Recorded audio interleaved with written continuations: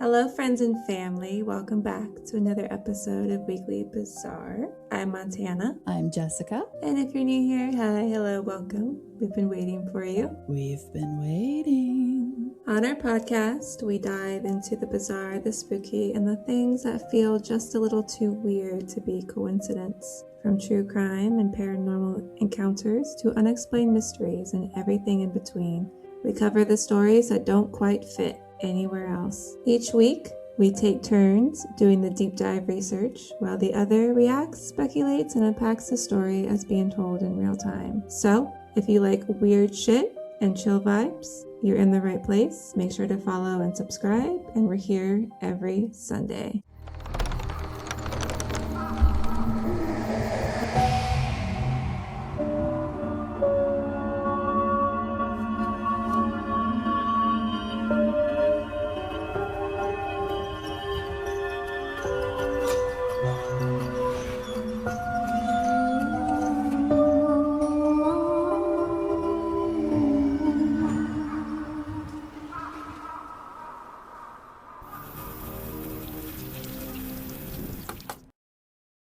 So welcome back for part 2 of this Christine Collins and... Sorry we had to do a part 2, but yeah, this if was you're definitely on... not intended to be, but we're making it work. If you're on Patreon, you'll see why. A little behind the scenes there. It was a rough night with everything against us, but here we are for part 2. I'm excited. And let me tell you, just getting on here for part 2 has been a wild ride tonight. Oh man, this episode's cursed. It's been crazy. Like, even the editing was like, what is happening? But yeah, it's fine. Here we are. After you told me you're having trouble with the episode with YouTube, and I was like, I haven't really had any trouble editing, anything like that. And then it was like 11 o'clock at night, and I went to download it, and it was like, file cannot be found. And I was like, okay, I just jinxed myself. What is up with this episode? But yeah, it went through a second time, so... Whew. It's been a ride, guys. It's been a ride. So I suppose I'll just get right into it if you're ready. Let's do it. I'm ready. Let's do it. So if you haven't listened to or watched part 1, you should probably do that first because it explains what we're going to be jumping into today. Kind of leads up to it, obviously. 1 comes before 2, so go watch part 1, guys. Listen to part 1. But for those of you that already have, I wrote down a little bit of a recap here just to remind everybody where we left off. So Christine Collins reported her 9-year-old son Walter missing in 1928 after he disappeared from their home in LA. Months later, the LAPD claimed they had found Walter and reunited Christine with a boy from Illinois. But Christine immediately knew that this was not her son. Instead of listening to her, the police dismissed her concerns, pressured her to accept the boy, and eventually had her committed to a psych ward under Code 12 with no due process. The truth later came out. The boy that was with her was actually Arthur Hutchins Jr., who was a runaway, pretending to be Walter. After Christine was released, she pressed charges against the LAPD. A trial began, and the public rallied behind her as outrage over police corruption spread across California. Meanwhile, investigators were beginning to uncover disturbing evidence tied to a remote ranch in Wineville, setting the stage for the darker part of the story. And that's pretty much where we left off after we talked a little bit about Gordon Northcott, who is not the main character of our story. Trigger warning, things, I mean, this is where the trigger warning came in for the last episode, but we didn't get to it. So this is where we do unfortunately have to graze over what happens to these little children. Buckle in. It's not for the faint of heart. Like I said in the last episode, if things that happen to children, you can't handle it, then maybe this isn't the episode for you because it does get dark. There are silver linings, kind of. If you can hang in there, there are some positive things that come out of this case. So just putting it out there. Oh boy. Before we had talked about Gordon and his upbringing, his family, a little bit of background. We had kind of grazed over the fact that other things were going on in California. There were other little boys that had gone missing, and how that eventually all kind of ties in together. So now we're going to loop back to when the LAPD gets the call about the illegal immigrant who's working on the farm. And this little boy, like I said in the last episode, ends up being Sanford, which is Gordon's nephew. Right. So once the LAPD gets the report that there's something going on here at this farm, there's a little boy that's being held there and is an illegal immigrant, they head out and they end up finding Sanford, who was around 15 years old at the time of his discovery. Sanford Clark is his full name. And Sanford was brought from Canada in 1926, so he had been at the farm for about a couple years at this point. Gordon is the one who brought him there under false pretenses, promised him an opportunity of a better life, which was not the case at all for poor little Sanford. He actually ended up becoming very isolated on the ranch. He was controlled and abused by Gordon. He was essentially his prisoner because he was not free to leave. He endured physical abuse, psychological manipulation, constant fear.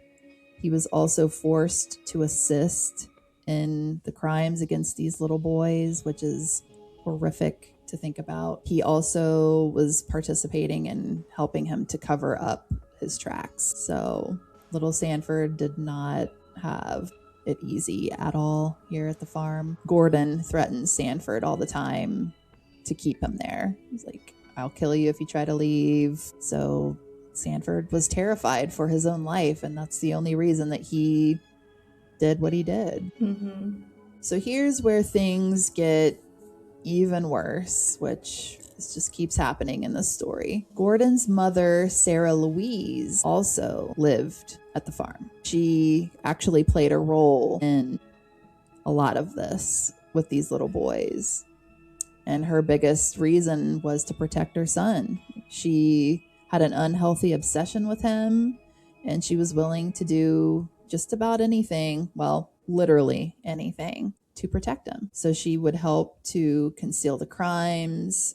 She would help by disposing of the bodies and things like that, maintaining secrecy. It was a mess. As I said in the last episode, there was possible incestuous elements to this, which were never proven. His mother does allege that this happened at one time and says that Gordon wasn't actually her son, but was the son of her daughter through incest with her husband, Gordon's father.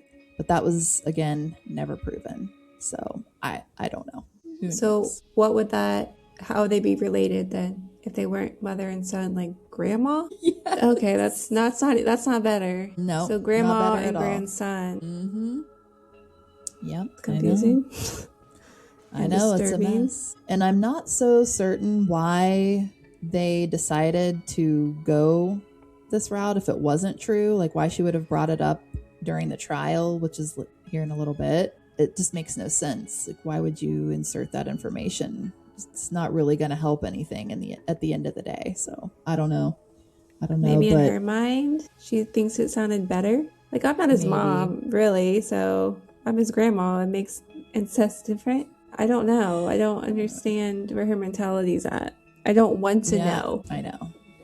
Yeah, it gets weirder and weirder with this woman, and it's just pure chaos once the trial starts, which we'll get to. But yeah, it's odd. It's odd. You don't say. I don't say. I do say. I do declare. So Sarah Louise was the only parent that stayed on the farm. So his father, Cyrus, had moved back to Canada because apparently whatever business venture he was on failed. So he went back to where he could find work, I guess. So he wasn't on the farm. I do believe that he wasn't necessarily involved in any of this, but there were speculations that he did help cover things up to protect the name of the family. but he was never charged with anything, which we'll get to. So he allegedly was unaware of all this shit going on. I doubt it, but I doubt it too. Here we are. It's probably embarrassing. Like, I didn't know this was going on. In August of 1928, this is when suspicions start to grow with the farm, or about the farm. So Jessie Clark, which is Sanford's older sister, comes for a visit. And she immediately notices that something is not right. Something's off. People are acting weird. Gordon's acting strange. She can tell something's wrong. Sanford appeared frightened. Seemed like he was being controlled. She could tell that he wasn't being natural, and she could tell that he wanted to say something that he wasn't able to say. So she was on to him. And Northcott was being erratic. He was more aggressive than she'd ever seen him being. Just something was off. He even physically confronted her with violence because she was pressing him too hard. Like, what's going on, Gordon? Things are weird. What's up? What's happening? And he got physically violent with her, which he'd never, ever done before, apparently. On edge? Yeah.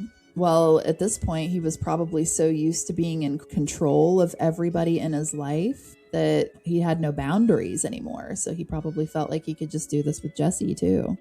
I don't know. It was a mess. So she knew that something was wrong, and she just had a hunch that it probably went beyond just this. It just felt like something was being hidden or kept from her. She is the one that is believed to have made the phone call about the illegal immigrant. It was either her or her mother. Like, either she did it or she told her mom what was going on and her mom made the call. But regardless of who did that, they basically said that he was an illegal immigrant being held against his will. And the reason that they did this was really smart, actually. I don't know if this was initially what they did or if this is eventually what they did because their other attempts weren't working. But regardless, it was really smart to where the police were kind of forced to take action. So by saying that he was an illegal immigrant, since the U.S. police were initially slow to investigate allegations like that, the family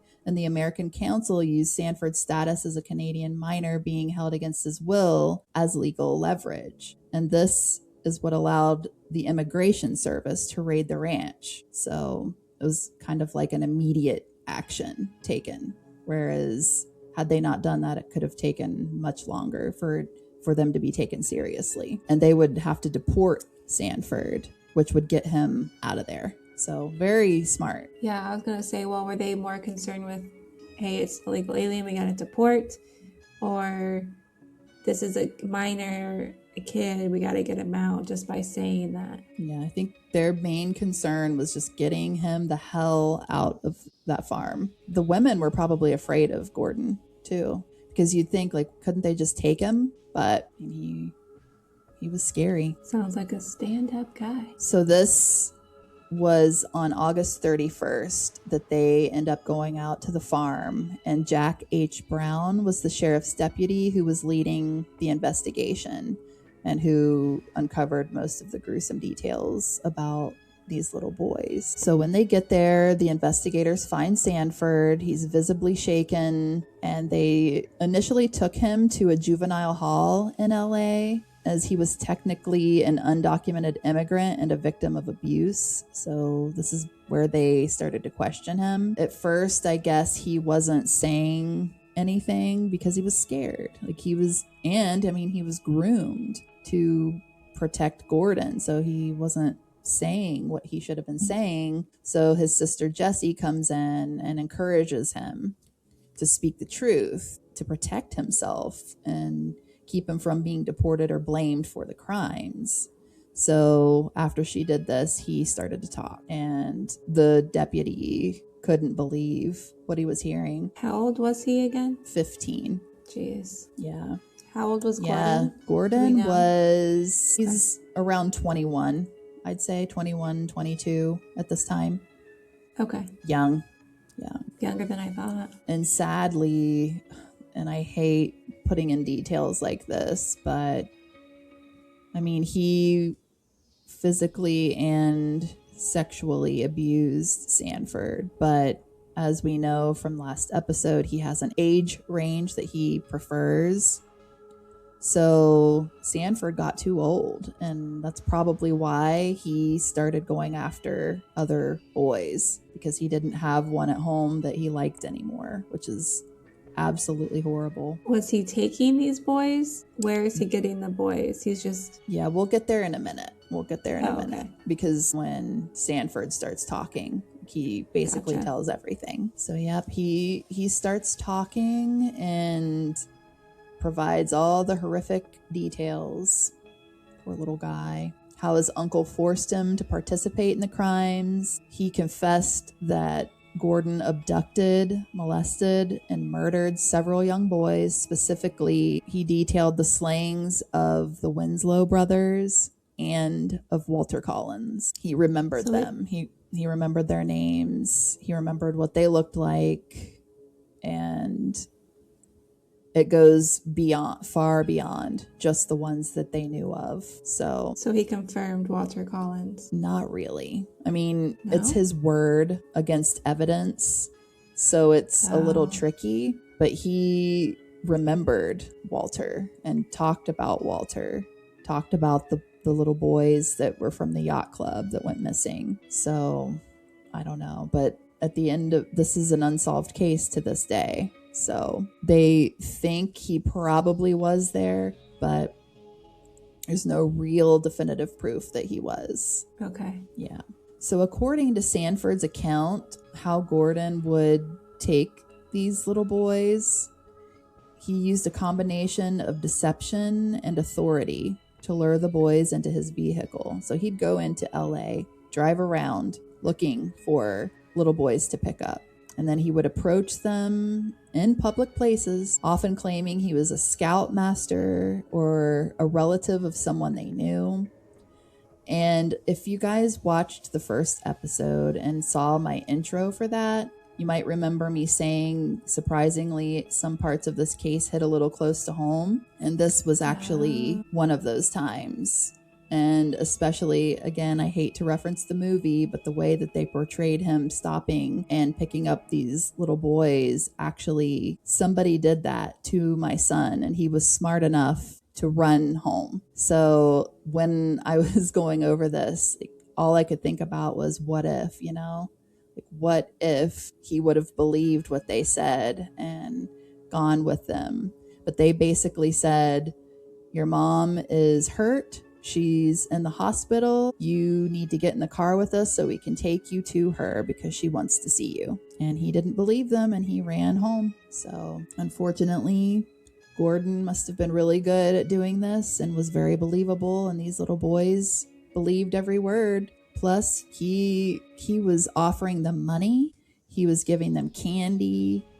He was offering them jobs on the ranch to entice them once they were inside the truck. He would use his charismatic persona to build quick trust before driving them back to the Wineville chicken ranch. So Sanford also revealed that Northcott held the boys in chicken wire cages in a primitive coop on the ranch. These enclosures were often covered with blankets to hide the captives from view while they were held there for days and sometimes even weeks. They were forced to do work around the farm under the threat of violence. So he basically was holding them at gunpoint the whole time they were there, making them do all his work, among other horrific things, which I'll graze over here in a minute. So brace yourselves, guys. And his mom just let him do this? Sorry, grandmom?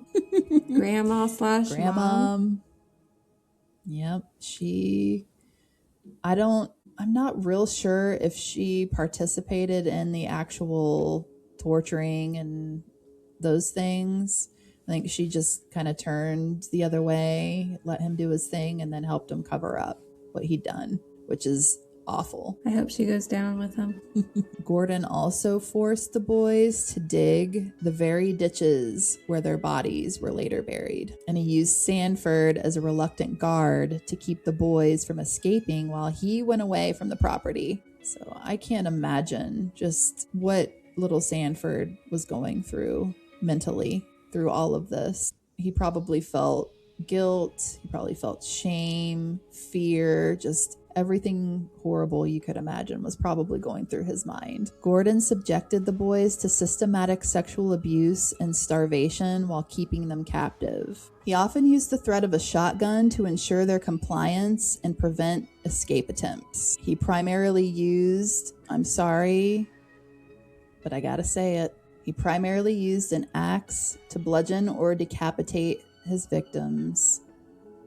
And Sanford testified that he forced him to assist by holding the boys down or striking them to ensure that they were dead. That's rough. I just can't imagine how demented you'd have to be to put not only these little boys that you're doing this to through this, but because that wasn't enough already, you have to bring another in, your little nephew, and make him finish off what you've done. It's disgusting. I mean, he really had to be terrified of him if he wasn't on the property, and he could have taken every chance to take the boys and get out of there, and he never did. Yeah. That says a lot about control. It does. And I'm wondering too, like, if Gordon wasn't on the ranch, where was his mom? Was she playing part in keeping Sanford from running off, maybe? I don't know.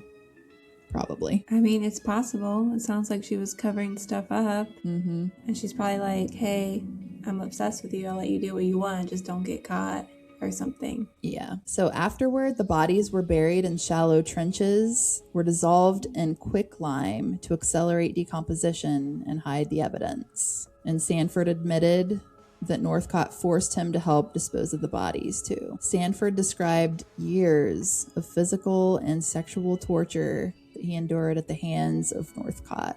Okay, so this does clarify that grandmother, mother, whoever, did play a role in essaying Sanford. He described years of physical and sexual torture that he endured at the hands of Northcott and his mother. Sorry, it's been a week, guys. It's been a week. I forgot. I don't know how I could forget something like that. He probably didn't want to be honest. He probably just blocked it out. Yeah. So little Sanford had, it was a living hell. Absolute living hell for this little boy. So based on Sanford's claims, there were as many as 20 victims. But this was never proven. But at least 3 of them were able to be proven in court. But the exact number remains unknown. We'll get there in just a minute. But all right, yeah, the exact number it still remains unknown to this day. So the victims that Sanford identified were Lewis Winslow, Nelson Winslow, which were the 2 little brothers. Allegedly Walter Collins, but he also confirms, if you remember from the last episode, the little boy that was from La Puente that they had found beheaded in a ditch, and they said that he looked like he was Latino. So those were the 3 that were confirmed, but Walter is kind of a gray area, which we'll get to in a minute. I know I keep saying that. We'll get there. So basically, Sanford is the connection here. He brings all these mysteries together and they all land back at the ranch. So after he confesses, they head back to the ranch because they got some investigating to do. They take Sanford with them and he leads them to all the site's grisly secrets. He just basically walks them around and he's like, yep, this happened here. Yep, this happened here. So they discover grave sites. They found shallow trenches filled with bone fragments, as many as 50 human bone fragments. They found hair, blood-soaked earth. They found the quicklime pits that he was talking about. They also found blood-stained mattresses, which is horrific to think about. They found fragments of children's clothing. They found 2 weapons. They found a .22 caliber rifle that matched the shells that they found with the La Puente boy killing. And they also found the axe that Sanford described in his confession, which still had traces of blood on it. They also found some pretty heartbreaking evidence. They found a library book that was from Pomona Public Library. and it was checked out by one of the Winslow boys. They also found more letters that Gordon had forced those little boys to write under coercion, and they read, quote, "Don't worry, we are fine," but they were never sent. So this is the gray area with Walter. They did find clothing that allegedly matched Walter's size, and there were possible trace remains of him, bone, hair fragments, things like that. But again, it was never confirmed that it was him. It was all just speculated that it possibly could be, but there was so much going on that I don't know how they would know the number of victims and who was who at that point. I think really the only reason that they knew it was the little Winslow boys and the little LaPuente boy was they actually had physical evidence to prove it. Their belongings were there, the bullets matched, but with all the other fragments, there was just no way to tell, especially at that time. You know, it's 1928, so very limited. So at this point, Gordon and his mother had fled already. Like they knew they had to get the hell out of there. Once they took Sanford, they headed for Canada because they're cowards. So a multi-jurisdiction manhunt begins, and it ran across the US into Canada. They eventually find these sons of bitches, and this was on September 19th of 1928. They were arrested by the Royal Canadian Mounted Police in Drumheller, Alberta. They were held without bond and awaited to be extradited back to California, which was delayed because of paperwork and legal complications or something. So it took a few months for them to be sent back. It was late November of 1928. They both returned to Riverside County to stand trial. Wow. So this is where the clusterfuck of confessions and retractions comes in. They were both confessing to things one minute and then saying that they didn't do it the next minute. And it was just back and forth, left and right, over and over again. Sarah, I think, was still trying desperately in any way to protect her son, which was at this point like, come on, lady, give it a rest, you know? Like, it's over at this point. But yeah, the blame shifting it was a mess. And I guess while Sarah was jailed in Canada, she claimed to have been the one that killed Walter. But then she later recants that. So why? I think she did it to protect her son so that he wouldn't get blamed for killing Walter. But I'm like, does it even really matter at this point? Because there's all these other little boys. One more is not really going to make a difference. Sarah, Louise. I mean, is it because Gordon was like, okay, I killed these boys, but I didn't kill Walter? And she's like, oh, well, I confessed to that, so never mind then? Yeah, probably. Or it's just sheer stupidity. That's fair.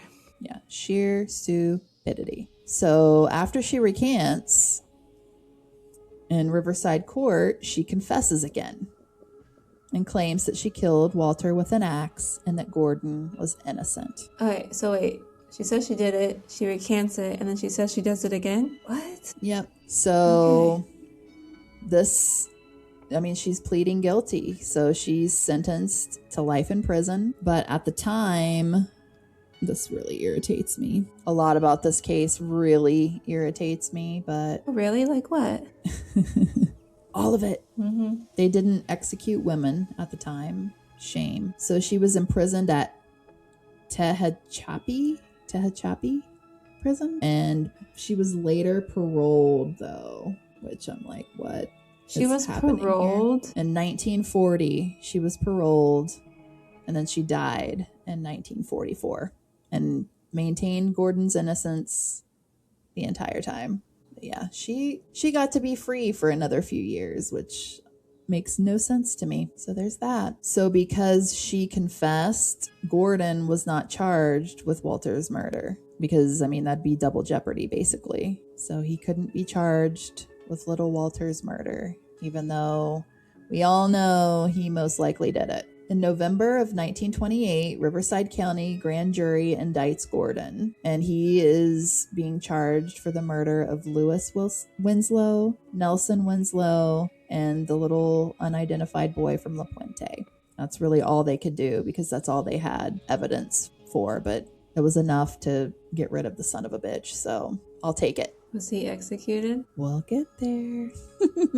I know, I always keep jumping ahead in the story. All right, so everybody remember Christine, our little wonderful lady Christine, Walter's mother. So she is intently following this trial. I mean, she wants answers. She wants to know what happened to her son. She doesn't buy it for a second that his mom was the one to do anything to Walter. And quite honestly, I don't think she ever truly accepts or believes that Walter was killed. So I wouldn't. yeah, it would be hard to when there's no evidence, you know. You could probably hang on to every little hope that you possibly could. It's like they say they did, but maybe there's this really small chance they got it wrong and my son's still out there. Yeah. So yeah, Christine, she's wanting truth. She wants closure. She wants some justice, if not for Walter, for these other little boys, of course. So naturally, as these cases are unfolding, anger ensues with the public towards the LAPD. Because, I mean, this just proves even more that they're lying assholes that tried to put some random boy in Christine's home when she's looking for her missing son, when she was right the whole time. So naturally, everybody's pissed. Yeah, as they should be. Yep, at this point, Christine is a symbol of courage, resistance, truth. She's just amazing. What can I say? She's amazing. If you guys remember from last episode, Christine had pressed charges against the LAPD. And the outcome of this trial, it's not great. It's not great. I'm just going to put it out there right now. It pisses me off. So initially, the police commission refuses to punish Jones. JJ fucking Jones. We remember him. JJ Jones. That's not Nubbins. Nubbins is, what's the other guy's name? James E. Nubbins Davis. That's Nubbins. Oh, okay. Close. So, of course, the public gets even more enraged at this. Like, you're seriously not going to do something about this? So the LA City Council Health and Welfare Committee reviews the evidence, hears Christine's testimony, and eventually recommends the removal of J.J. Jones and James E. Nubbins Davis. And this resulted in her filing the civil suit against them. The charges were false imprisonment and abuse of authority, which, wow. I mean, yeah, it's pretty bad. Mm-hmm. Now, this is where it gets a little confusing because you know that I said the outcome of this wasn't great. This is a little confusing that the jury actually rules in favor of Christine. So she wins. She wins. And she is to be awarded $10,800 in damages, which is roughly $200,000 today, which is not nearly enough, in my opinion. Nope. And the judge condemns police conduct, abuse of power.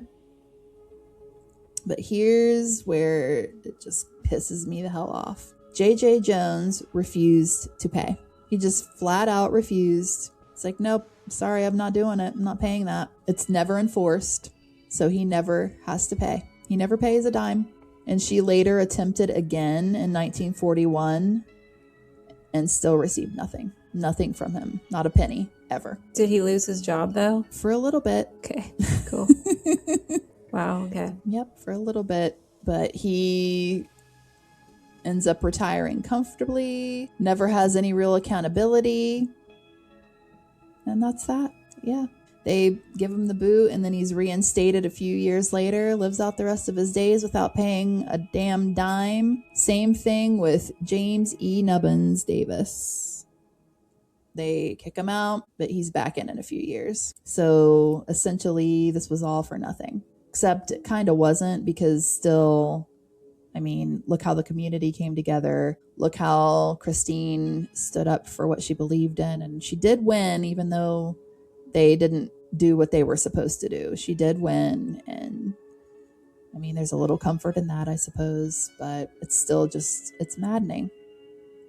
And there was a law that came out of this. So this is that little silver lining that I was talking about, where in 1929, the new law was that police could not commit someone to a psychiatric facility without a warrant or without due process, which targeted the Code 12 abuse. They just took her straight from the police department into custody without any warrants, without any due process, against her will, straight to the psych ward. Can't be done anymore.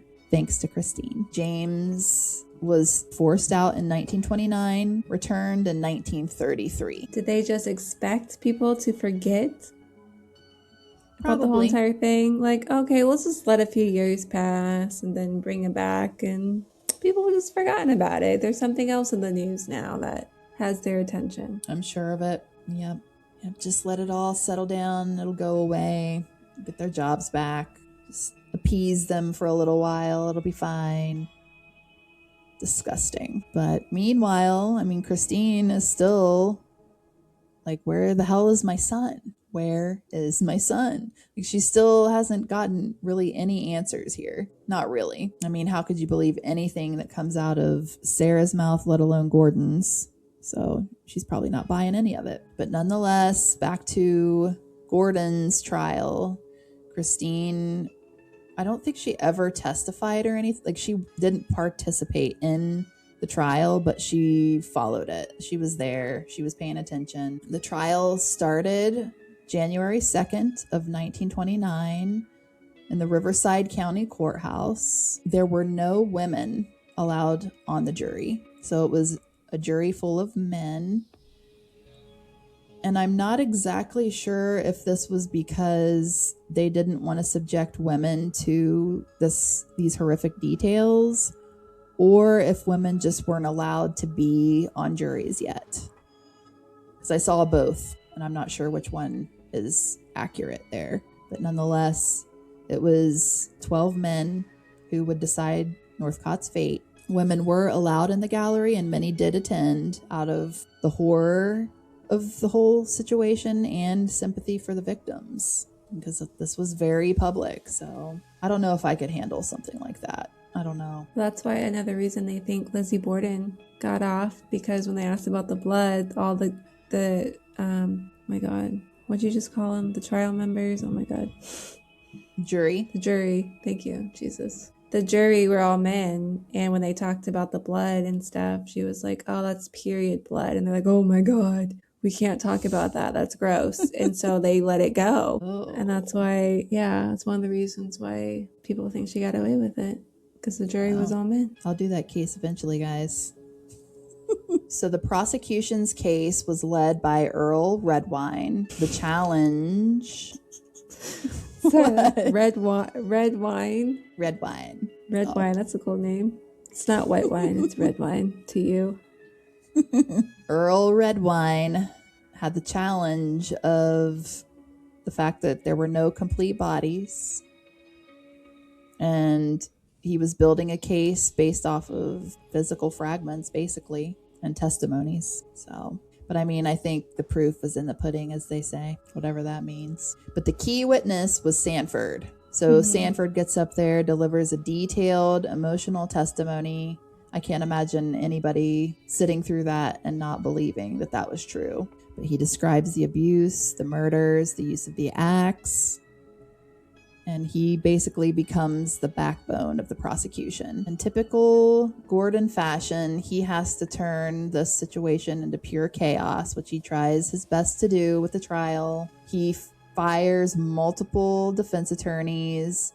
And then this is so interesting to me, because this seems to happen a lot with these narcissists like this. He chose to represent himself in court. I knew you were going to say that. Yeah, that's fascinating to me, the psychology behind that. Like, they're that convinced that they're going to walk away from this, that they're like, I'll do it. I can do it. I can do it better than you. Maybe that's just something that naturally happens when you take a life. You just feel like you're completely invincible or something. I don't know. It's odd. No idea. His behavior is very bizarre when he takes the stand. He questions himself. He calls the prosecutor as a witness. And the whole time he's smirking, joking, and acting as if this is all just for entertainment purposes. Not taking it seriously at all. How do you question yourself? I know. How? I'm just trying to imagine. I don't know. So, Gordon. Yes, Gordon. Did you do the murders? No, Gordon. I did not. God, Okay, what then. an idiot. Defense rests. Thank you. I object. Yeah, that would be a sight to see, for sure. He claimed that this was a big police conspiracy. The witnesses were coerced. His own family was lying. But then he also occasionally would hint that there may be more victims. But again, this was never confirmed. He was just all over the fucking place. All over the place. His mother also takes the stand in his trial, too, because she apparently likes the spotlight. And again, was erratic, emotional, unstable. And this is where she made the disturbing claim that she could be his grandma and not his mom, which, why? I don't know. But I don't know. Like I said, maybe in her head, it's like, well, it sounds better if it's incest that I'm his grandma instead of his like biological mom. Like, it doesn't sound better, but yeah, I don't know. It doesn't. I don't have the mentality these people have, so I can't answer for them because I have no idea what they're thinking. So she screams at the prosecutor, just escalates everything into pure chaos, which essentially just damages Gordon's defense even further. I mean, she's not doing him any favors here. The father, Cyrus, testifies, and he actually provides some devastating statements that Gordon had bragged about the killings. He did confirm awareness of evidence, admits purchasing materials used to destroy the remains, but he was never charged with anything. So I don't get it. Like, isn't that, what is that called? I know what you're talking about. By association? Accessory to murder, I believe is what it is. He would be considered an accessory to the murder of these boys because he did play a part in it, no matter how small it was. He did. And, I mean, if you have knowledge of this and you don't come forward and say something, I'd say you're guilty. You're guilty, sir. But was the knowledge, he knew this before he got arrested? Or when Gordon got arrested, maybe his dad was talking to him and Gordon confessed to his dad? Like, yeah, I really did do this. That would make more sense. I'm not sure if it was before or after, but for him to not be arrested and charged with anything, I would think it would have to be like that. I mean, I hope it's like that. Mm-hmm. And that he didn't know. And who knows? Maybe that's the real reason he left to, quote, find work, because he couldn't be around that. Who knows? I don't know. Yeah. A lot of secrets on that farm. A lot of horrible ones. Yeah. So February 8th, 1929, after 27 days of shenanigans during this trial, the jury finds a verdict. They deliberated only 2 hours, which is pretty quick. Huh? Pretty quick. They find him guilty on all counts. The victims included Louis Winslow, Nelson Winslow, and the little unidentified boy from La Puente. Walter Collins was not part of these charges because Sarah Louise had already confessed that she was the one that did it. Whatever, Sarah. And as you wanted to know earlier, he is sentenced to death by hanging. Wow. And he was sentenced on February 13th. 1929. I wonder if it was a Friday. That'd be a good day. So what exactly was his mom charged for? She was charged for the murder of Walter Collins. Was that it though? As far as I know, yes. Okay. Yes. I mean, I mean, like, that's it. Like, that's not a big deal, but that's it. As in, I feel like she should have been charged for everything. Actually, I think she may have been charged as an accessory as well for, like, helping dispose of the bodies and whatnot. But I don't know if she actually was or not. But I do know that it was Walter that she was charged for. Okay. I guess we'll just leave it at that. So this was bittersweet for Christine. She, like I said, had followed this whole trial but she really still didn't get any answers about Walter's fate, which had to be so frustrating for her.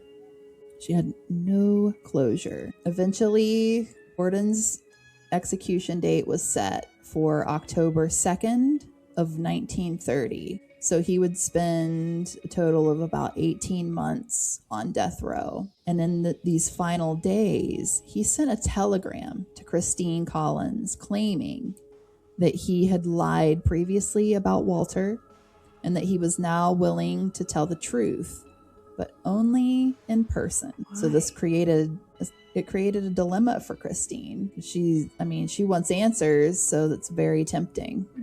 It's like, do I go? Should I see what the hell this crazy guy's gonna say? She was desperate for answers. But on the other hand, he's manipulative. He's a killer. He lies all the time. So even if he did say something, would it even be true? But nonetheless, she goes. Of course she does. She wanted to know. She wanted to know if he actually had something to say. And I think she would know whether or not he actually knew her son based on the things he would say. Or at least I think that was her hope. So she goes to San Quentin State Prison. She was brought to his cell, and this was her last chance for some closure. But of course, this was another game of Gordon's. And when she got there, he refused to say anything at all. He stated, "I don't want to see you. I'm innocent." And he completely withdrew his promise from the telegram. Wouldn't tell her a thing. Just sat there in silence, wouldn't say a word. Wow. Yep. What an It's asshole. like his final horrible trick that he could play on somebody. Just try to inflict pain on somebody one more time. And of course, Christine was furious. She went off on him a little bit. She broke her composure and she asked him point blank, "Did you kill my son? Did you kill my son?" And he wouldn't answer her. It's just another game. He wouldn't give her an answer. So once again, she's left heartbroken, angry, and still has no answers. But this, I feel so bad for Christine because every little thing that happens almost in a way gives her more hope. Because she, in her mind, is like, well, if he doesn't want to say anything, maybe he really didn't know Walter. Maybe Walter wasn't there. So that's her hope, her new hope. Maybe he wasn't one of his victims. For Christine. I think he just wanted to mess with their head. Oh, yeah. Yeah. I do wonder, though, just based on everything I've seen, if Walter was there or not. I feel like he had to be. Yeah. It makes sense, unfortunately. Mm-hmm. And I don't think that Stanford would lie about it.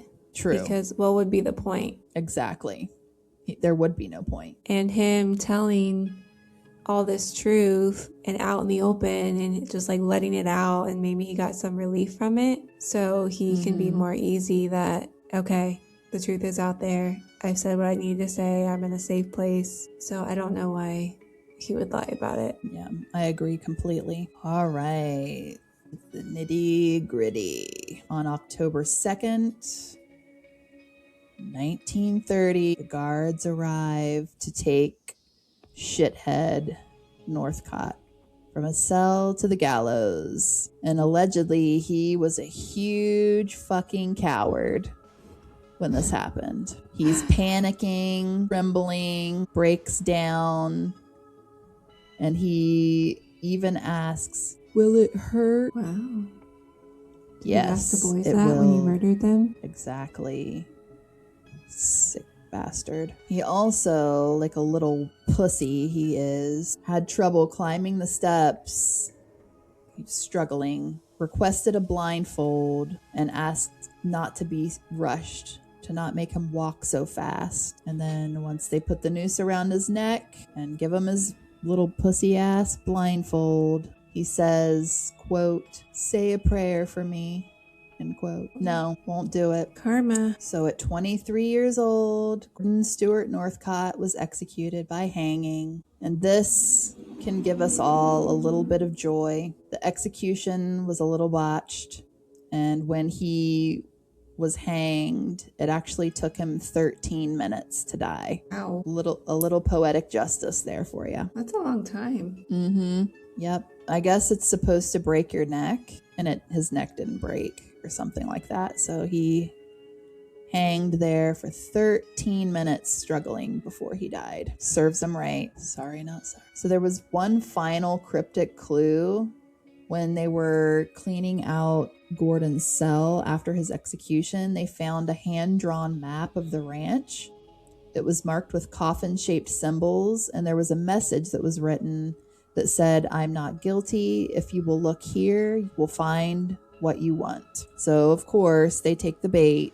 They go back out to the farm, and it's essentially a map that leads to nowhere. So once again, it's just another one of his bullshit schemes from beyond the grave. It's almost like he lost all his power, obviously going to prison, and so this is his only way to be in control, is to mess with them, I think. 6 weeks after his execution, Hunter discovered skeletal remains of a boy estimated to be around the age of 12 to 15, and this was found in the desert near the ranch, but the identity of this little boy was never confirmed, but it was likely another one of his victims. Sure. And it makes me wonder if he tried to get away and either Gordon shot him down while he was running or something like that.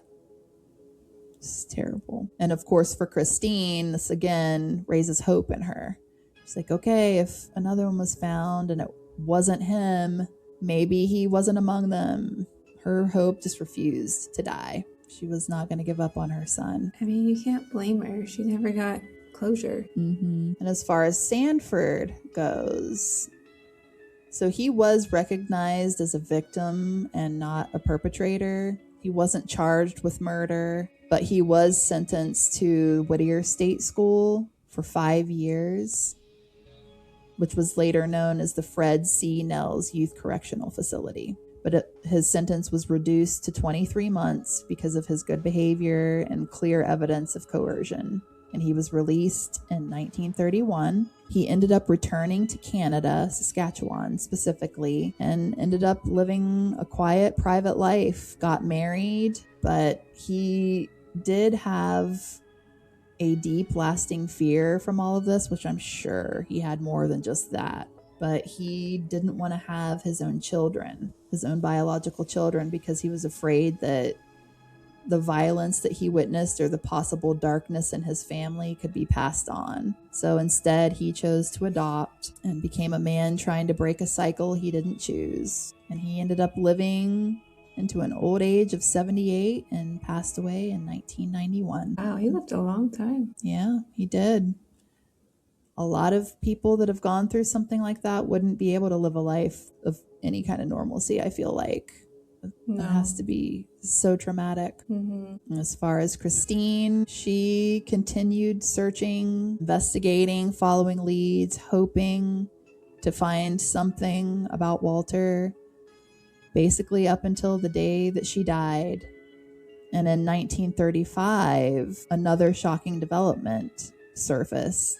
A boy in poor health claimed that he had been abducted by Northcott and that he had escaped the Wineville Ranch alive. And this suggested that not all of the victims were killed and escape was possible, which of course gave Christine even more hope that maybe Walter was among a group that possibly got away. But unfortunately, it was believed that this story, this little boy, it was a hoax and an exaggeration, and he was just trying to get attention. So yeah, Christine would be known as the mother who never gave up. She'd never truly get the closure that she deserved. No definitive answer, no final truth, just silence, and a lifetime of wondering what really happened to her son. And when you look back at everything she endured, the lies, the humiliation, the system that tried to break her, it almost feels like none of it mattered in the end, but it did. Because if it weren't for Christine, if it weren't for people like Gustav Breglib who stood up when it was dangerous to do so,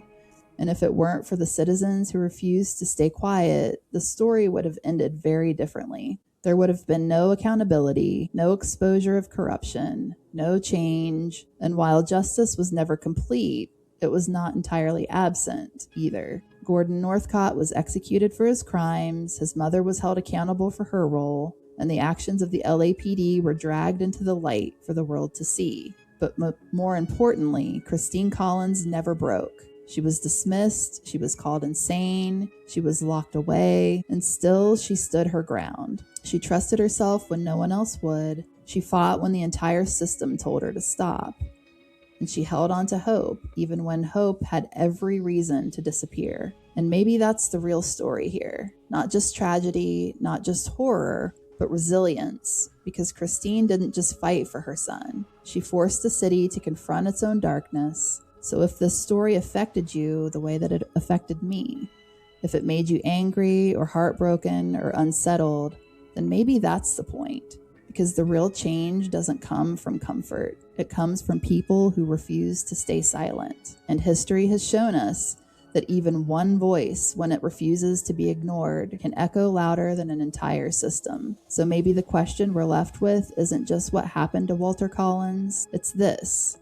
When the truth is inconvenient, when it's easier to look away, will we speak up or will we stay silent? And that is the story of Christine Collins and the Wrong Boy. Wow, what an episode. Woof. Mm-hmm. I highly recommend that you guys go and watch the movie Changeling with Angelina Jolie playing as Christine Collins. So good. They do such a good job. It follows the facts pretty well, in my opinion. So yeah, definitely worth a watch. You should go watch it right now. A deep episode. Woo-hoo-hoo. Well, thank you for the continued love and support. We love to see our numbers grow. You can find us on all the social medias at Weekly Bizarre Podcast. You can email us at weeklybizarrepodcast@gmail.com. Love to hear from you guys. Stories, recommendations, whatever you want to send. If you could rate and review us, that would be great too. That helps push us out there. And remember, if you want to leave like 1 star, just don't rate. Don't review. It's fine. Yeah. You can support us on Patreon at patreon.com/weeklybizarre. It's only $5, and we do have a lot of extra content on there. We have a lot of banter for those that like banter. More about our lives. We got bloopers, and we really appreciate it. Just help support us so we can continue to grow and get better at the podcast. That's our goal every week, and that really would help us. Stay spooky, take care of yourselves and each other, and we will see you next week. And if it's weird, we're gonna talk about it. bye. Bye.